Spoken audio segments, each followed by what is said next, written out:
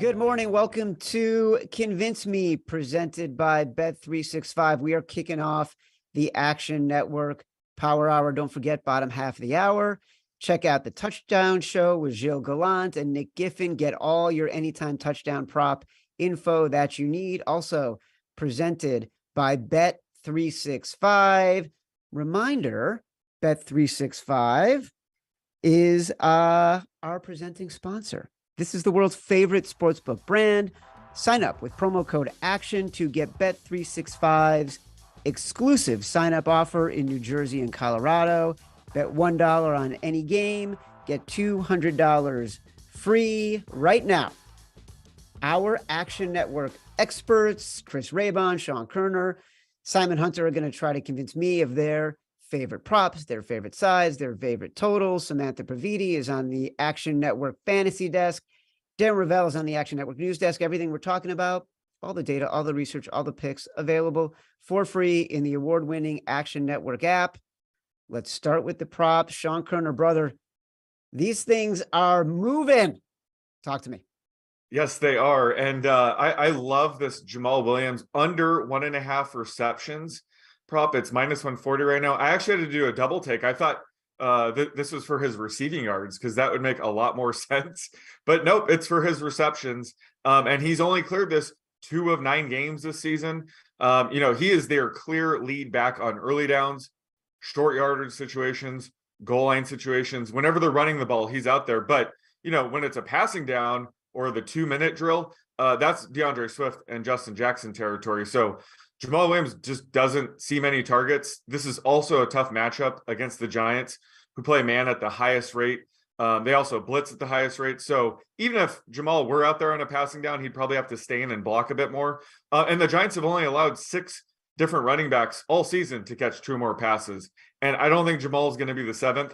I'm only projecting him to run a route on 6 of Jared Goff's dropbacks, and he typically gets targeted, 17, 18% of the time when he runs a route. So that gives him 1 target.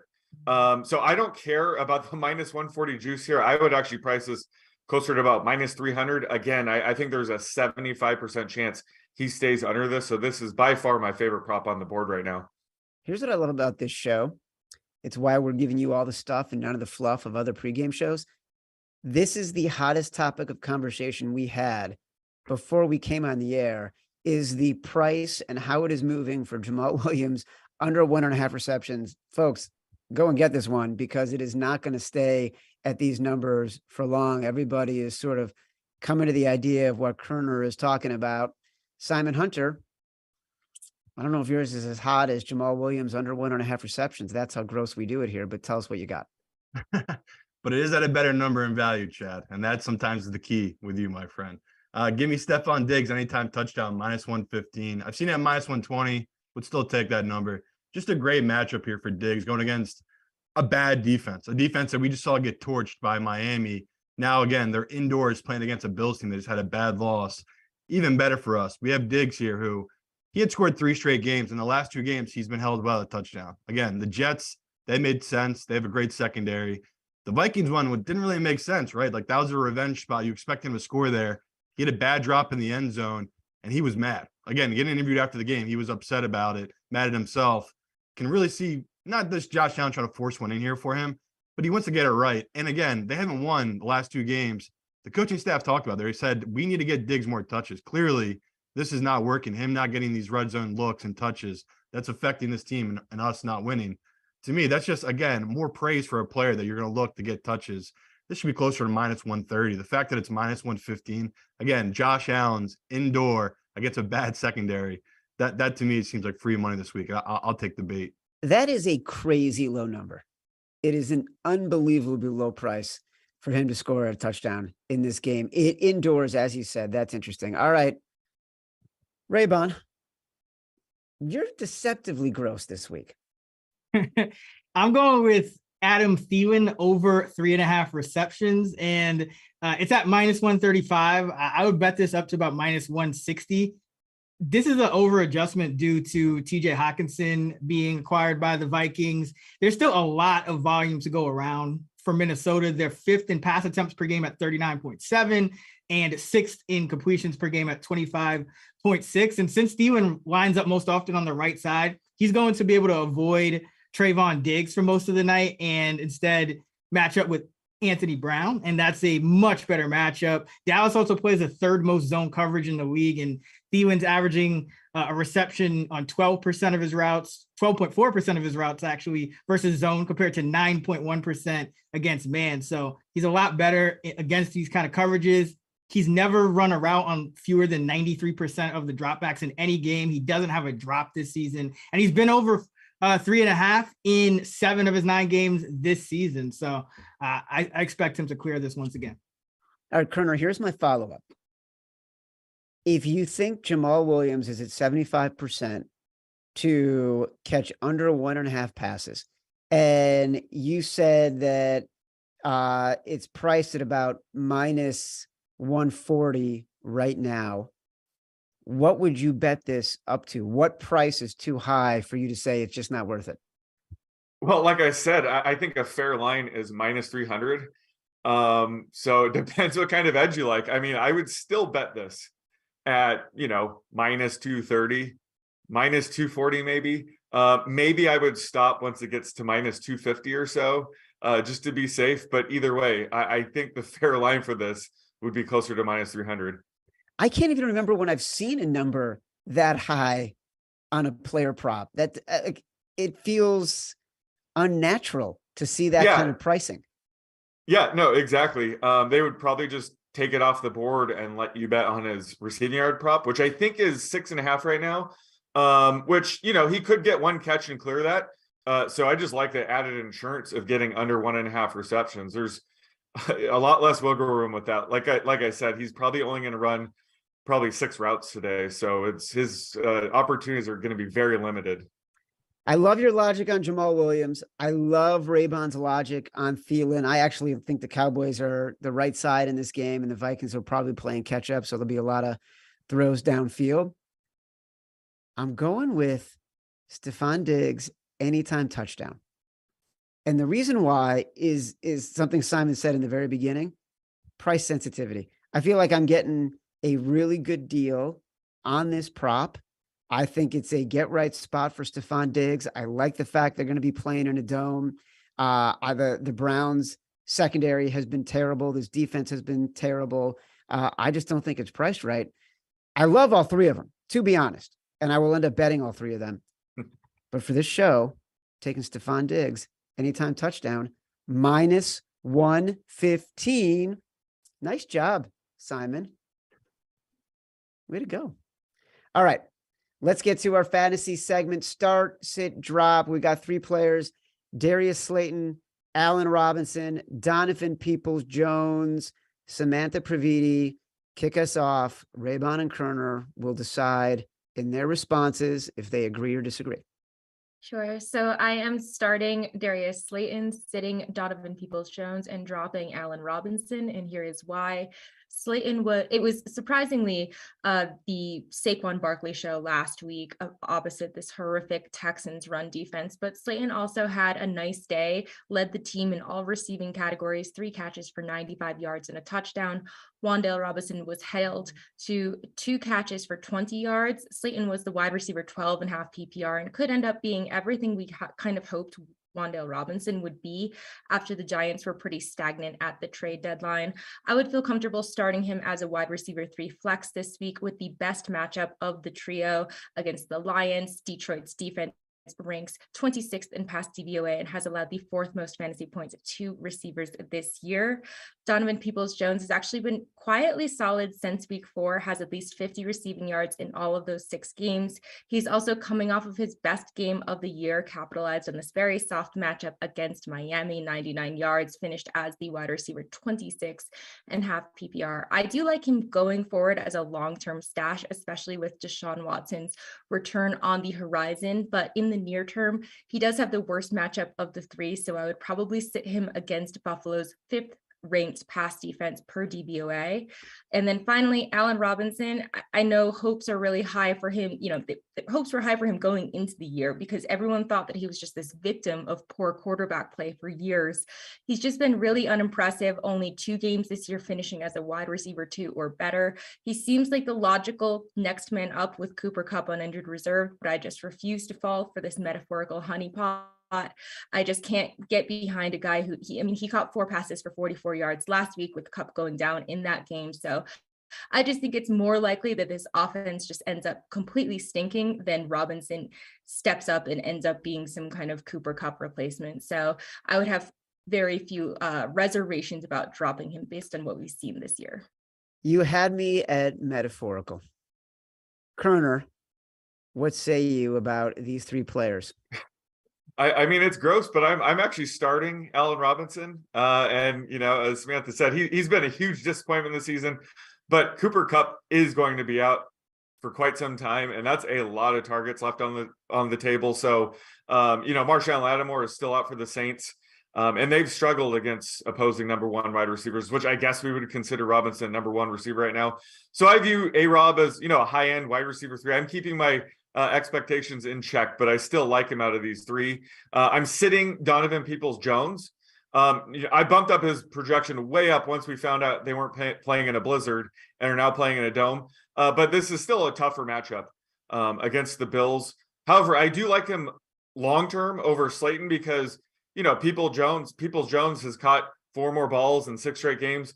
And, he'll likely have Deshaun Watson throwing to him in just a couple weeks. So he could be a wide receiver 2 come fantasy playoff time. Whereas Darius Slayton, unfortunately, I have to drop him. He torched the Texans last week. He has another good matchup here against the Lions, but he's still more of a low-end wide receiver 3. He's just tougher to trust as a downfield target on a run-heavy team. He really has to make his opportunities count.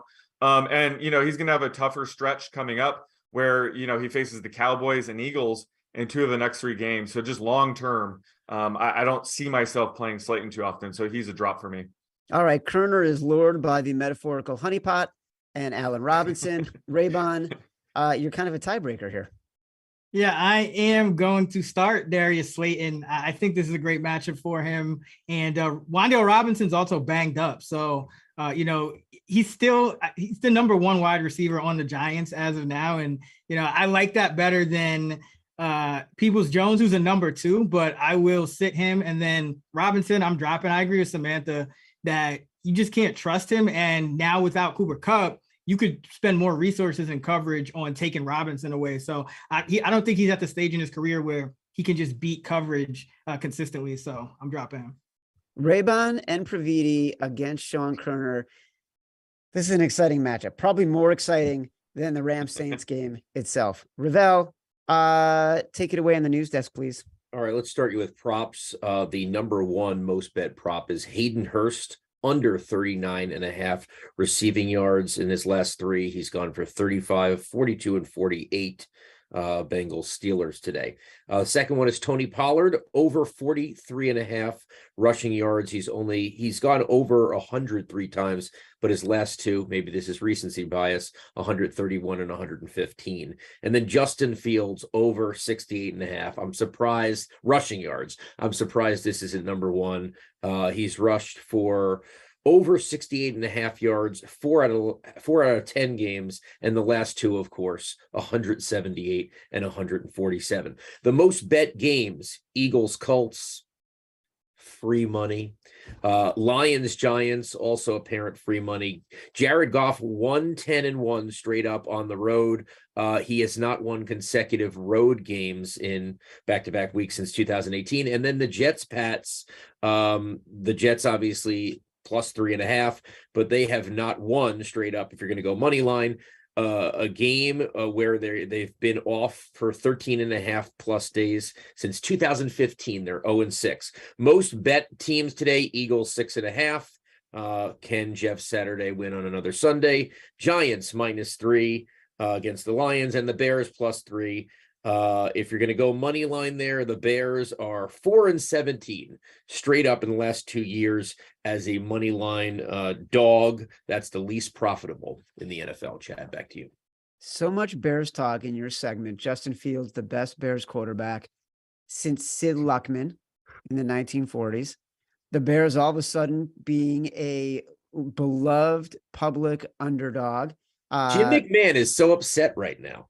Couldn't be more reasons to walk away from the Bears and Justin Fields in this very moment than what we're seeing from the public betting markets. That's foreshadowing a segment to come. Darren, you also talked about Detroit. That's foreshadowing a segment to come. Let's get to it. Let's get to the spreads. Sean Koerner, kick us off with your favorite side for the week. So I'm going with the Texans +3 here. And I'm not here to convince you the Texans are a good team. I think we all know who they are. However, last week, they played much, much better than the 24-16 score would indicate against the Giants. In fact, according to our expected score metric that helps fuel our luck rankings, they had the unluckiest result of week 10. And if you're watching that game, you would know what I'm talking about. They outgained the Giants by 30 yards. And in the fourth quarter, they had 4 straight possessions that made it to the red zone and only came away with 6 total points on those. They had 2 turnovers and settled for 2 field goals. One of them at the end was more of a strategic decision. But either way, they played a lot better than the score would indicate. And the strength of this Washington team is their defensive line. They've generated the 3rd highest pressure rate on the season. But Davis Mills has fared quite well against pressure this season. Out of 36 qualified quarterbacks, he actually ranks 6th in success rate against pressure and 6th in QB rating. So he should be able to handle the extra pressure here. I think that's going to be helpful in covering this. Plus, the Commanders are coming off the high point of their season. Let's face it. They upset the Eagles on the road in prime time. So they could be in for a letdown spot here. They shouldn't be a 3-point road favorite against anybody, let alone the Texans right now. So I like getting Houston at the key number of 3 here. Also, no Chase Young. He was expected back. He will not be back. J.D. McKissick out for the rest of the year. He's an important player in their offense. Interesting take. This line has been bouncing around. It was a 3. It was a 3.5 for a lot of the week. Wise guys have come back in, moved it down to 3. Simon, would you like to dash the hopes and dreams of Bears fans everywhere? Yeah, I think the Bears fans know what they got here, Chad. They're kind of just fans of Justin Fields right now. They're not so much fans of the Bears winning. And to me, this is a good spot to fade a Bears team that, if this is 3.5, great value. Go ahead, take the Bears. But we've seen the line shifted. It's down to 2.5 now for this Atlanta team. How can we not take this number for Atlanta team at home here against a Bears team that they can't stop the run? Again, they've traded away their 2 best defensive players this year. Again, Roquan Smith, you can say whatever you want about him. He led the team in tackles. He was literally the guy that was tackling everyone that was running the ball. You can say just because they're a bad team, he's gone now. We've seen the last 2 weeks, they're just giving up tons of yards, and it's been a big deal that his presence is no longer there. So a young defense and the Bears going on the road against an Atlanta team that's their identity. They want to run the ball. And I think everyone is they're giving too much Mariota a hard time for what he did on that Thursday night game, right? That's a spotlight game, probably his worst game of the season. That shouldn't affect this line at all. Like that's an overreaction spot of now, what has it been, 10 days, 11 days have passed. I can't see Mariota playing 2 stinkers in a row. He's just not that kind of quarterback. So to me, I'm getting under a field goal with Atlanta team that they play close games, they play ugly games, and they tend to, win those games, especially at home in these positions. So a Chicago Bears team that's just young, inexperienced, going on the road, and they're the public darling this week. That has to be red flags to anyone that's thinking about betting the Bears this week. So give me Atlanta at 2.5. That's just a really good number. The fact that number is dipped below a field goal, if you don't take Atlanta and you are a regular bettor, then you've basically just decided you're a square. That's really kind of what it is. All right, Raybon, what do you got? I'm going with the Pittsburgh Steelers +3.5 at home against the Cincinnati Bengals. And I think this Pittsburgh team with TJ Watt is just a totally different team. In games with Watt, they're allowing just 15 points a game, 309 total yards. They're getting 4.5 sacks and 3 picks per game. Without him, 25 points per game, 390 total yards, just 1 sack and less than 1 pick per game. So I really think Watt can affect this Bengal O-line that's given up a ton of sacks. Joe Burrow against Pittsburgh, targeting Chase, 9.7 yards an attempt, 12.5% touchdown rate. To everyone else besides Chase, just 6.7 yards an attempt and a 4.2% touchdown rate. So it's going to be tough without Jamar Chase in this matchup, especially with TJ Watt pressuring him. And then this Pittsburgh offense looked a lot better off the bye. Season high in total yardage at 389, season high in rushing yards at 217. So I think this is going to be an ugly divisional game, getting more than a field goal with a home dog. Pittsburgh 48, 26 and 3, 65%. As an underdog under Tomlin, 15, 3 and 3 against the spread, 83% all time when they're a home underdog under Mike Tomlin. So give me the Steelers plus 3.5. So this is so interesting because everything you just said about the Steelers is everything that anyone who has any affiliation with the Action Network firmly believes. 100%. Rah-rah Mike Tomlin, TJ Watt back, more than a field goal as a home underdog in the division. Everything says bet the Steelers, bet the Steelers, bet the Steelers. I will be the first to say right now, I like the Bengals. I feel like everything we saw from the Steelers was a once in a season moment against the right team in the right spot last week. I think they're getting too much credit. This line has moved down from 5.5. When it was at 5.5, I liked the Steelers. At 3.5, I think the Bengals. I think this is the better spot for the Bengals. Raybon, go ahead. By once, you mean aside from the other time when the Steelers beat the Bengals on the road in week 1 is like touchdown underdogs, or was that not part of the ones? It's not part of the ones. No, Raybon. Okay. No, I'm talking only about last week. Listen, we can have a little bet off, it's a little side hustle we got going on right now, but I'm eliminating you from competition. I like what Simon is saying about the Falcons at -2.5. But I will say I'm on the Texans. Like Koerner nailed it. The Texans were the first bet I made earlier this week. My only disappointment was that I bet him at 3 because I thought the line would go to 2.5, and then it ended up sticking at 3.5 all week. Texans +3. Let's rock and roll. Way to go, Sean Koerner. I'm actively rooting against Chris Raybon. Normally, I just think his bets are terrible, and then he wins. This week, I'm actively rooting against him on this particular pick. Darren Rovell, take us through some news. All right. We got most bet overs, Eagles, Colts, 45.5. The Eagles have gone over in their last 4 games. They haven't gone over in 5 straight since 2016. Cowboys, Vikings, 48.5. And Chiefs, Chargers, 52. Both those teams, despite their reputation publicly, are 4 and 5 to the over this year. Most bet unders, Browns, Raiders, 41.5. By the way, the Browns are 6-2-1 to the over, the best in the NFL. Did you know that? I did not know that. That is some wild stuff. I did not know. Bears, Falcons, 49. People love that under. And Pats, Jets, anything Pats. Pats are 6-3 to the under this year so far. And our show Convince Me is brought to you by Bet365. Sign up with code ACTION. And now I'm going to say ACTION, just in case you don't know how to spell it. And $1 bet, you get $200 free in New Jersey and Colorado. Chad, back to you. Rovell, I feel like you're the only person who would get the reference I just made when I said that is some wild stuff. Everyone else on this show. That is some wild stuff. Everyone else on this show, they're not as attuned to 70s pop culture as you. Later on in the show, Rovell will have a anytime touchdown poll reveal, and we will quiz our experts on which one of those anytime touchdown players from the poll they like. It will lead into our anytime touchdown show with Gilles Gallant and Nick Giffen at the bottom of the hour. But first, let's get to our totals. Koerner, what do you got? I'm going with the Raiders Broncos under 41.5.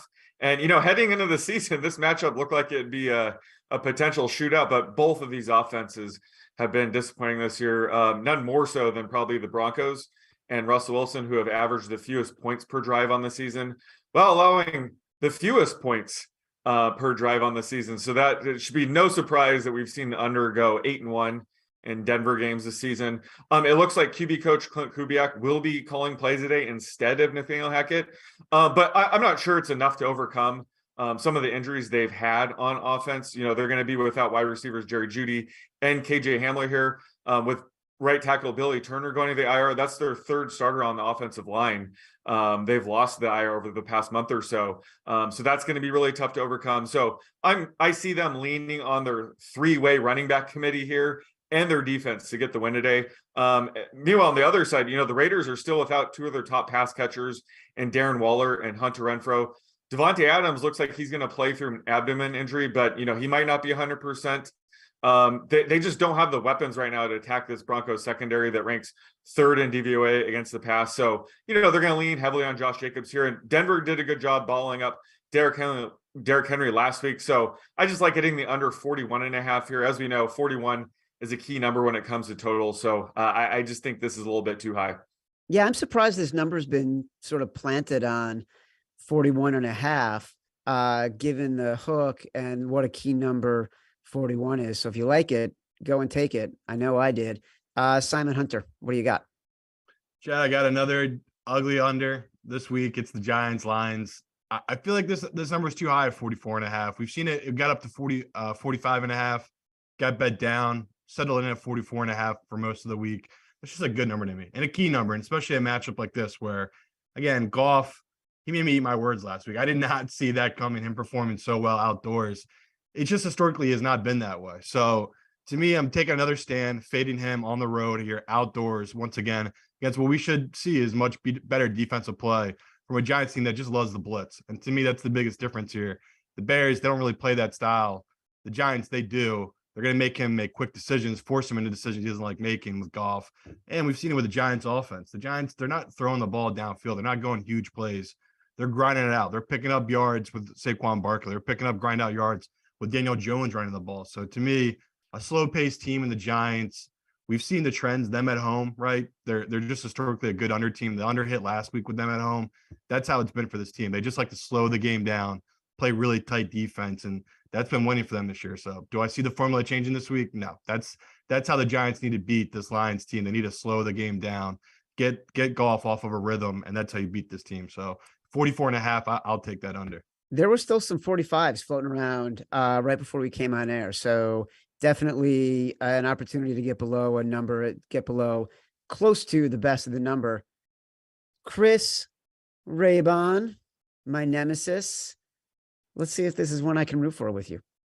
Let's go with the Saints Rams under 39.5. First of all, both of these teams are just ravaged by injuries. On the Rams side, of course, you have Cooper Kupp out. He was responsible for 31% of their scrimmage yards and 44% of their offensive touchdowns. That's a massive loss, and it's going to allow the Saints to key in on Robinson and whoever else.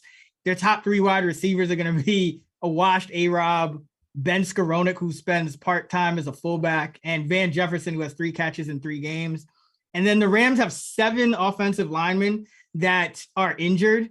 So they're down to like third stringers on the interior line. Coleman Shelton, Bobby Evans, Matt Skura hasn't even played a snap this year. It's bad. And then the Saints, they're without their left tackle, James Hurst, who's a top 10 pass blocker. Their center, Eric McCoy, who's one of the better centers in the league. And their backups are among the worst in the league in terms of how they've graded out at PFF. The Rams are number 4 in run defense DVOA, and the Saints are going to want to run the football. The Rams are also number 1 in fewest run and pass explosive plays allowed. So they're going to make the Saints work up to get up and down the field and score here. And then both teams go slow. Both teams are bottom 6 in situation neutral pace. So just because Stafford's back doesn't mean that this Rams offense is going to suddenly start humming. It's a big loss without Cooper Kupp. So give me the Rams Saints under 39.5. I listened to you and Stuckey on the Action Network NFL podcast on Thursday morning, and I think you mentioned that Cooper Kupp stat that he's 31% of that offense, and it was astonishing to me. Like, this was already an offense that was in big trouble.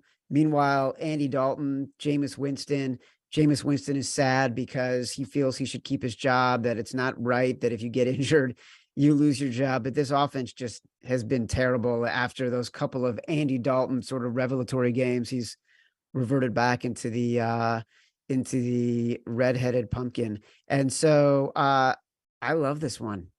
Raybon. As much as I am against you in the Steelers, I'm totally with you. I am going to be betting on the Rams and the Saints under. Full disclosure, I bet the other ones too, but I like Raybon's logic. He convinced me that the Rams and the Saints under 39 is the right side for the totals. Darren Rovell, what is your poll, my friend? Who is your best bet for an anytime touchdown scorer? Patrick Mahomes plus 351%. I hope our Twitter audience understands that if Patrick Mahomes throws for it, that doesn't count. It's the guy who catches it. I just want to make sure, just 51%, like he either has to run it in or catch the ball. So I'm not trying to doubt our audience here, but that seems a little bit high. Jerick McKinnon plus 200, 20%. Everett, who is back from a groin, he seems like he's playing, and Palmer 12% plus 175. But Patrick Mahomes at plus 300, 51% like him, apparently. All right. Reminder to everybody, we're doing a Sunday night football prop contest. So after the show, look for the tweet from @ActionNetworkHQ.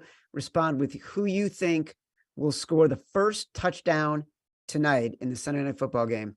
You could win $100. All right, let me ask the panel real quickly, round robin. Based on what Darren Rovell just said, Sean Koerner, anyone on that list you like is your favorite of those four for an anytime touchdown?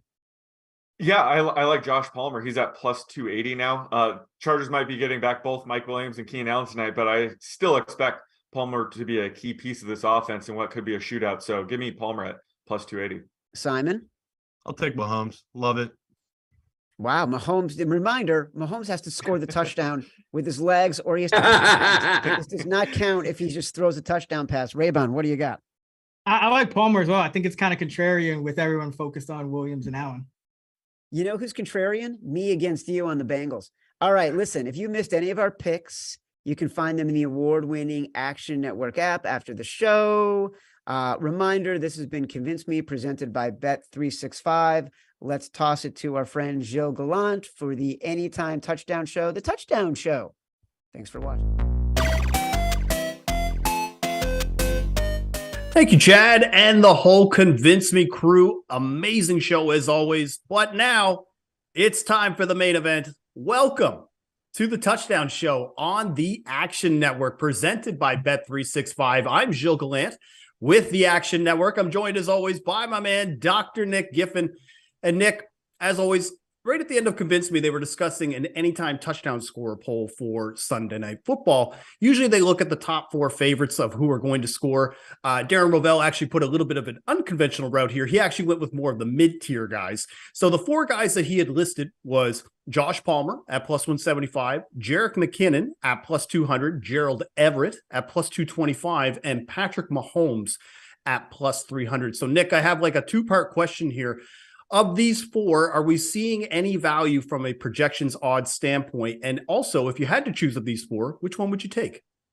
Yeah, we're actually not showing any projection value on either of these four picks. Obviously, with Everett downgraded to questionable, I think we want to avoid that one for sure. The other three, at least, are in the ballpark. My pick, I guess, based off of what would be closest in terms of relative odds, would be Patrick Mahomes, but I would avoid all four. If I did have to pick somebody from this game, I'd take Austin Eckler at minus 120. We're showing minus 135 as fair value, so I would take minus 120 at Bet365 on Eckler, 10 touchdowns over his last 6 games. Yeah, he would make a great anchor leg for maybe a same game parlay, especially because he has just been a dominant force for that Chargers offense.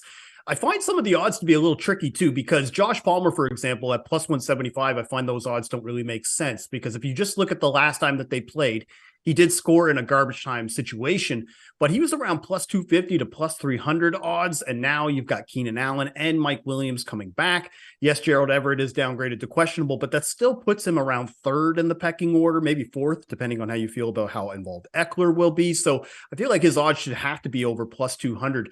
Jerick McKinnon is actually the one that stood out to me a little bit more, just because of where his role is now. He's kind of elevated into that pass catching back situation, and the Chargers have just not fared fared well from pass catching backs. I believe they're like at 28th in DVOA against running backs in that spot. And Mahomes, for example, he's only scored 1 touchdown this year, but again, you kind of want those over plus 400 odds just because, again, where you're playing in this situation, the implied probability here, I just don't feel like you're getting a ton of value. But so far from the poll standpoint, public is looking over 50%. Are looking at Patrick Mahomes of that group to score a touchdown this week. Now, another thing I wanted to look at with you, Nick, is the top guys. So every week with Bet365, they list touchdown odds for every single game, and there are always guys in the minus odds situation. So the top players with the shortest odds this week for week 11 are, from a running back standpoint, you've got Saquon Barkley at minus 163, Jonathan Taylor at minus 125, Dalvin Cook at minus 120, Ezekiel Elliott at minus 120. I'm not really sure I agree with that. And Nick Chubb at minus 110. A lot of the usual suspects from a running back standpoint. Derrick Henry would probably be in there if he was playing on Sunday as opposed to playing in primetime. It's the wide receiver section, actually, Nick, that actually is a little intriguing to me because there's only one guy with minus odds this week, and that's Stephon Diggs playing against the Cleveland Browns, now playing in Detroit as a result of that snowstorm. But also what's really interesting is both the wide receiver 1 and wide receiver 2 and Gabe Davis are both actually in the top 5. So I'm just wanting to see, do you see any value from a running back or wide receiver standpoint that maybe we should be looking at for maybe the anytime touchdown boosted parlay or even maybe just an anchor parlay? What are you thinking here, Nick? Yeah, I definitely like the running back side of things. As you mentioned, aside from Ezekiel Elliott, obviously still like Pollard there, but Saquon, Taylor, Dalvin Cook, I am actually showing projection value on all 3 of those at these prices. So certainly like all 3 of those if you were to pick a running back. On the wide receiver side of things, it's funny, I'm not actually showing projection value on any of them.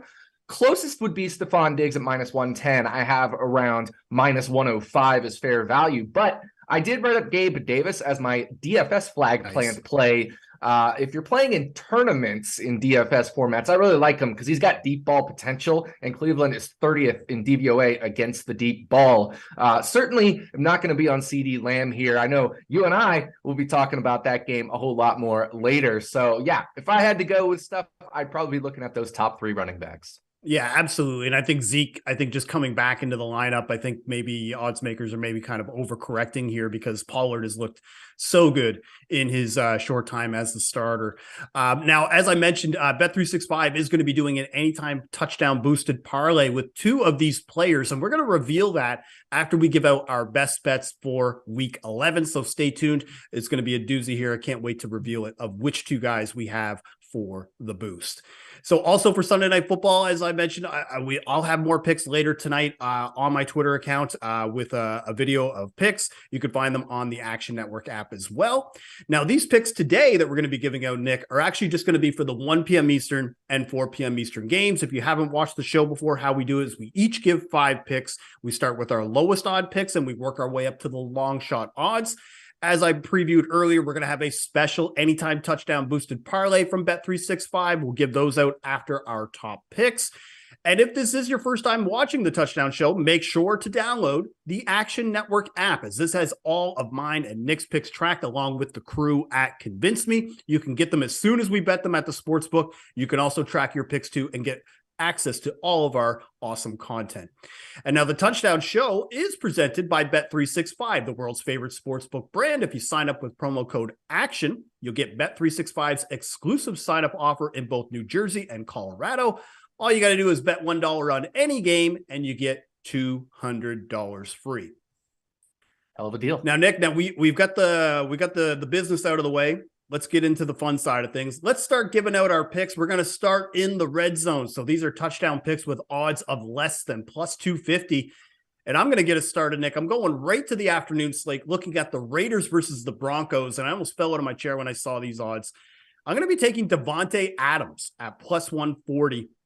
Now, I know a lot of people immediately you'll point to, well, he's going to be matching up against Patrick Surtain. It's like, yes, I get that. He's good. He's one of the highest rated quarterbacks, but this is also the highest odds of the season for Devontae Adams. To put this in perspective, when he was playing in Denver, playing against Denver earlier this season, he was around plus 110. You know, he did finish with 4 red zone targets, 9 catches, 100 yards, and he had around even odds, plus 110, depending on the book. But I mean, this season as well, he's a touchdown machine.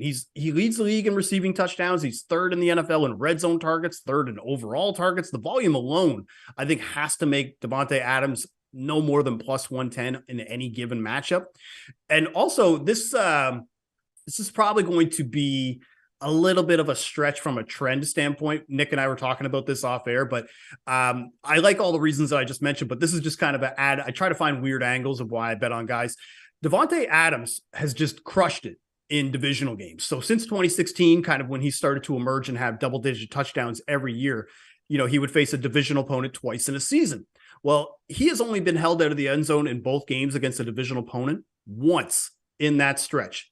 So playing the Lions, Bears, and Vikings, like if he didn't score in the first matchup, he definitely scored in the second matchup almost every time. So, playing against the Broncos, obviously Patrick Surtain and that defense matched up fairly well with him. I just think he's too good to be staying out of the end zone. So Davante Adams at plus 140 is my first bet of week 11. Yeah, definitely an interesting situation there with the matchup, but books are compensating by giving you those longer odds there with Davante Adams. I'm also going at the plus 140 number, but I'm taking Jalen Hurts at plus 140 to score a touchdown in this Eagles versus Colts game. And I know the Eagles are going to want to bounce back from their first loss of the season to my Washington Commanders. So they do get this matchup against the Indianapolis Colts, and the Colts actually have allowed 3 touchdowns so far to quarterbacks. And while that might not sound like a whole lot, but we're only in week 10 and the Colts have only played 9 games. That is tied for the 5th most in the NFL. There are 4 teams that have allowed 4 touchdowns to the quarterback position. And then the Colts would be next in line with 3 touchdowns allowed. Hurts himself has a touchdown in 5 of 9 games this year. And that includes 7 total touchdowns, right? So he scored in 5 games, but in a couple of those, he had some multi-touchdown games. So 7 touchdowns in 9 games, that's a really, really solid touchdown rate. By itself would be better than plus 140 odds. And we get a nice little bit of, price discrepancy here. Pretty much anywhere you look, Hurts is minus odds to score a touchdown. So plus 140 is really good value. Now, I'm not showing value on him at minus odds, but I am projecting plus 125 as fair value for Jalen Hurts. So getting that plus 140 number is very nice. So Jalen Hurts, my first pick for week 11. Yeah, in the red zone, you're basically betting on Nick Chubb when you make this kind of bet, because if you just look at the volume and the numbers, he has just as many red zone carries, especially inside the 10. He'll call his own number a lot. So being able to get this at plus 140 against the Colts, I think is the reason why it might be a little bit more. But I mean, we just saw Taylor Heineke score against them 2 weeks ago. So I think Jalen Hurts is more than capable than Mr. Heineke here. All right, let's move over to, speaking of the Commanders, let's move over to Texans versus Commanders, because I've got a bet in that game, and I'm going to be looking at the wide receiver 1 for the Commanders. We're taking your boy, Terry McLaurin, Scary Terry, at plus 190. And I think he's due for a huge breakout this week again, because he only has 2 touchdowns this year, Nick, but he's clearly the top target in this offense. 7 red zone targets this year. That leads the team. And his involvement in the offense is really kind of picked up as well with Taylor Heineke at quarterback. Both his targets and route run percentages have increased. He has 25 receptions, 375 yards, and a touchdown in that stretch. One of the things that is actually going to help, though, is no Derek Stingley this week for the Texans. He is their top corner. He was going to be the one who was going to probably be lining up against McLaurin all week. He had yet to allow a touchdown this season, which is why the Texans wide receiver numbers for how much they've allowed against opponents was actually quite low, as opposed to, against the run where they get decimated. And one of the things too is I generally don't make cases for bets on intuition or gut. But my gut, as soon as I looked at the odds, Terry McLaurin stood out to me immediately. So give me Scary Terry this week to get a touchdown against the Texans. I get, I was just looking at odds for this game before we went on air, and I think I've seen you do this. I've seen you tweet out a bonus pick. I think I'm going to have a bonus pick from this game this week, which I'll tweet out after the show. Nice. So my next pick in the red zone is I'm sticking with the quarterback position, and I am going to Marcus Mariota. I know a guy you picked this year. my turn to take him at plus 240 odds in this Atlanta Falcons versus Chicago Bears game. And the angle here is very simple. The Bears are not strong on defense. They have allowed 4 touchdowns to quarterbacks this year, which is, of course, tied for the most in the NFL. As we talked about, the Colts having 3 touchdowns allowed, Bears with 4 tied for the most in the NFL. Also, just in terms of an efficiency standpoint, they're really bad. They're ninth worst, I should say, in yards per play allowed. Because they play at a little bit slower pace, you don't get necessarily many plays against them. But in an efficiency standpoint, they haven't been great on defense.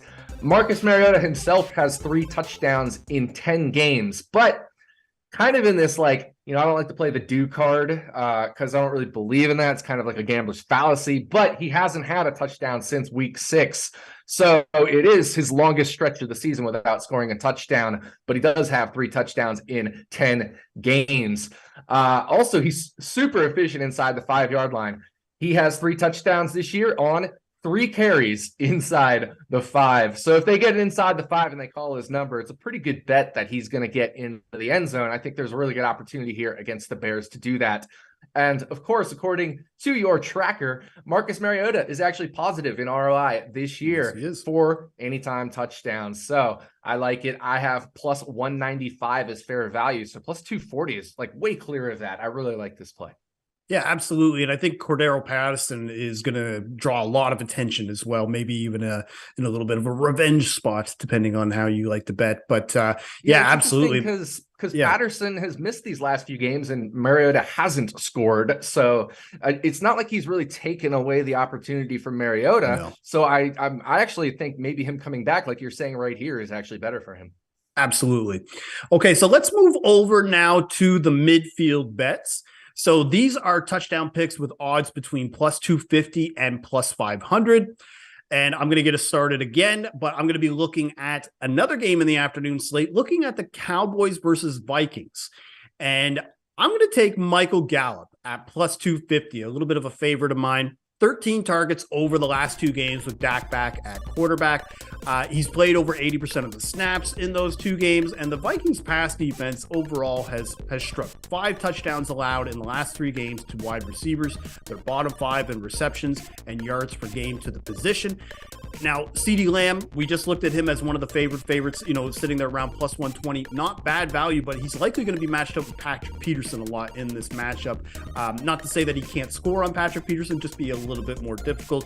And one of the things, too, we're already seeing this total kind of trend up. It was around 47.5. Now it's about 48.5, one of the higher totals of the week. So I expect a lot of points to be scored in this matchup. I think Gallup is going to get more opportunities to score. So at plus 250, I like him to score this week against the Vikings. Yeah, I think you and I, we've done this before. We've been on different receivers in the same game. And, I'm going to go actually to another receiver in this game. I'm actually going to go to the tight end, and I'm going to take Dalton Schultz at plus 280 to get into the end zone. It's kind of the same thing here with you, right? Obviously, CeeDee Lamb probably going to be lined up against Patrick Peterson, but Dalton Schultz actually is in a very interesting situation. Of course, I have to give a tip of the old cap to our director of predictive analytics, Sean Koerner, for this one. Dalton Schultz has 1.84 yards per route run this year against zone defenses versus only 0.65 yards per route run against man defenses. Well, the Vikings defense plays zone defense at the 2nd highest rate in the NFL. So this sets up really well for Dalton Schultz, and he should be on the field a lot. He did just have his highest snap percentage and route run rate, a 73% route participation last week, which was his highest since week 4 prior to his PCL injury. So it sounds like he's back, he's recovered, ready to go. So just this situation here in terms of the zone matchup favors Dalton Schultz. I have him projected plus 225 to get into the end zone. So plus 280 is big value here. And I'm just hoping, Gilles, that both of our Cowboys hit here. I'm not a Cowboys fan, but I'll be rooting for these touchdowns for sure today. Yeah, we can put the fandom aside just for a touchdown pick to come through for us on the show. I'm going to move back to that Bears-Falcons game that you had just talked about, and I actually have a pick that I like from that game, but specifically on the Bears side. I'm going to be looking at Cole Kmet at plus 285. And I kind of trashed him before the season because he didn't catch a touchdown all of last season. And I kind of was just like, look, until I see it, I can't bet him. And I'm not going to bet him if he's lower than plus 300 odds. Well, now he's lower than plus 300 odds. And he's got a bit of a hot hand because over the last 3 games, he's got 5 touchdowns, 6 red zone targets. Has clearly been Justin Fields' go-to target in the red zone. Now, the Falcons wanted to bring this up specifically because you and Koerner and all the guys at Predictive Analytics at Action Network do a lot of great work with the luck rankings. Well, the Falcons been pretty lucky against tight ends this year because they've been dreadful at stopping them, but just not so much in the end zone. They've only given up 1 touchdown all year to the position. But if you go look at how they fared against the position, they actually rank bottom 5 in both yards, receptions, and targets to the position. And now Cole Kmet as well. One of the things is that there's not really any competition on this team from a tight end standpoint. He's consistently playing over 90% of the snaps. And also one of the things too, one of the higher totals of the week. I think it's dropped down to 48.5. It was maybe around 49 earlier in the week, but the Bears offense has just exploded over the last 3 games. They've scored 12 touchdowns. Cole Kmet has 5 of them. So if you're going to give me a guy who has over 40% of the touchdowns during this offensive stretch, and you're going to give it to me at plus 285, I got to take it. So I'm going to ride the hot hand of Cole Kmet to score a touchdown against the Falcons. Absolutely. Man, the Bears' explosion over the last 4 games has just been unreal. This offense, now that they found their groove, they are for real, for sure. I am going to go over to the Saints versus the Rams, and I'm going to go on the Saints side of the ball, and I'm going to take Taysom Hill at plus another quarterback. 295. Right. Yeah, I know, right? Well, it depends on what position you really want to call Yeah. him, but plus 295 to get into the end zone here for Hill. One little fun nugget that the Saints have had this year, they went win-loss-loss, win-loss-loss, win-loss-loss. So it's time for a win, right? Based off of that trend, just kind of a little funny nugget. But Taysom Hill, touchdowns in 4 of his first 6 games this year, including 6 touchdowns total in that span. That just doesn't jive with plus 295 odds. And in those first 6 games, he never played more than 30% of snaps. So I mean, those first 6 games were great. He never went over 30% of snaps and scored 6 touchdowns, including touchdowns in 4 of those 6 games. Well, his snap percentage actually has increased in the last 3 games. All have been 33% or higher, even pushing into the 40%. And despite all that, no touchdowns in those games. So we probably can expect some regression upward towards scoring a touchdown for Taysom Hill, just based off the fact that he's on the field more, and he did score touchdowns at a really high rate earlier this year. So I think he's, again, just ready to explode. Maybe we'll get in the end zone this week, especially if that win-loss-loss trend continues. The Saints could actually win this game. Just think these odds have drifted too far because he hasn't scored a touchdown over the past few games. So plus 295 too long. I've got plus 220 as fair value for Taysom to score in week 11. Yeah, Taysom is a bit of a boom or bust pick, but I think in order for you to bet him, you almost have to make an odds cutoff for what you're going to play him week to week. Plus 250 was usually my odds cutoff for him. I wouldn't, because especially if you shop around this week, you're getting him at plus 295. I guarantee there are books that are offering him at less than plus 200 odds this week, just because of his propensity to score when you get into the red zone, especially if he's out on the field in a red zone snap. It's very likely he's getting the ball, and he's just such a truck that he just knocks guys over. I think playing against the Rams, I don't think a lot of people are betting touchdowns in this game just because, Cooper Kupp's not going to be playing. There's just not a lot of sexy guys that you like to bet on in this. So you're getting Taysom at those odds very well. Why don't you wrap up the midfield for us with your last pick of the week? Sure. I am going to go to that Bills versus Browns game, which is not in Buffalo now. It's going to be in Detroit.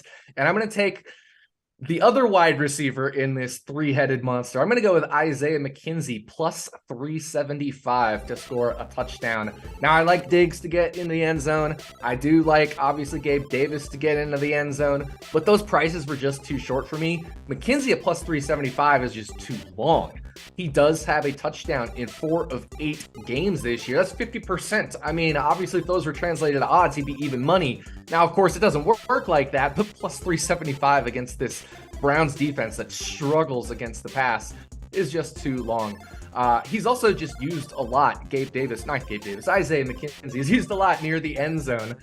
He has 5 targets and he has a rush inside the 10-yard line this year. So of those 6 opportunities, he scored touchdowns on 4 of them, which are, of course, his 4 touchdowns this year. I think for sure the Bills can get some opportunity inside the 10-yard line against this Browns defense. Cleveland, by the way, is below average in the red zone on defense. And of course, that's where McKenzie has been scoring his touchdown.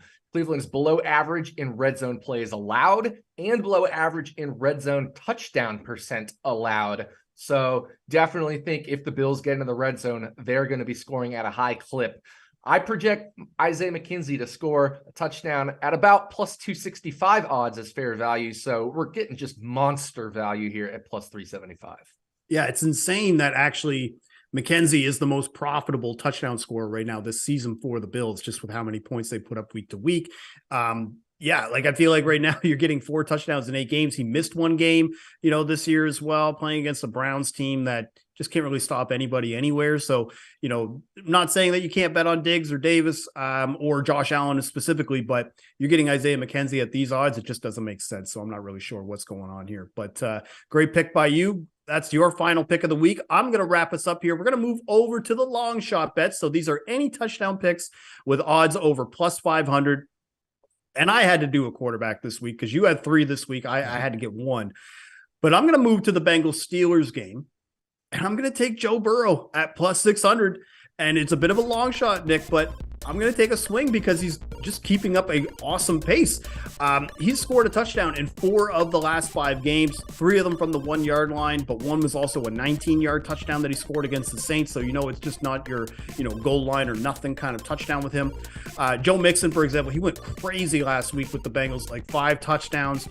Burrow did get 1 in that game too. I don't think a lot of people remember that just because by then it was like a garbage time touchdown.